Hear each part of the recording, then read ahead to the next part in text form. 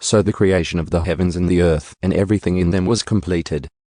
On the seventh day God had finished his work of creation, so he rested from all his work. And God blessed the seventh day and declared it holy, because it was the day when he rested from all his work of creation. This is the account of the creation of the heavens and the earth. The man and woman in Eden. When the Lord God made the earth and the heavens, neither wild plants nor grains were growing on the earth. For the Lord God had not yet sent rain to water the earth, and there were no people to cultivate the soil. Instead, springs came up from the ground and watered all the land. Then the Lord God formed the man from the dust of the ground. He breathed the breath of life into the man's nostrils, and the man became a living person. Then the Lord God planted a garden in Eden in the east, and there he placed the man he had made. The Lord God made all sorts of trees grow up from the ground, trees that were beautiful and that produced delicious fruit. In the middle of the garden he placed the tree of life and the tree of the knowledge of good and evil. A river flowed from the land of Eden, watering the garden and then dividing into 4 branches.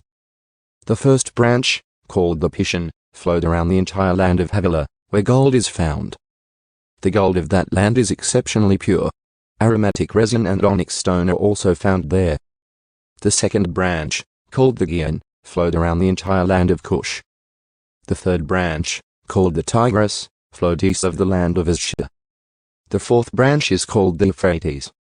The Lord God placed the man in the Garden of Eden to tend and watch over it. But the Lord God warned him, "You may freely eat the fruit of every tree in the garden, except the tree of the knowledge of good and evil. If you eat its fruit, you are sure to die." Then the Lord God said, "It is not good for the man to be alone. I will make a helper who is just right for him." So the Lord God formed from the ground all the wild animals and all the birds of the sky. He brought them to the man to see what he would call them, and the man chose a name for each one.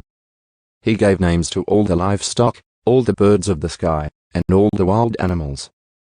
But still there was no helper just right for him.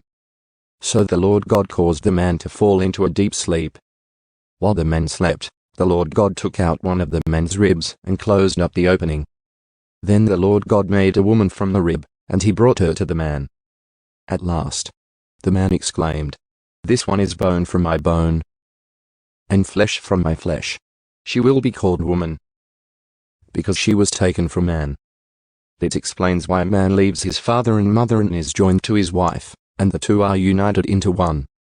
Now the man and his wife were both naked, but they felt no shame.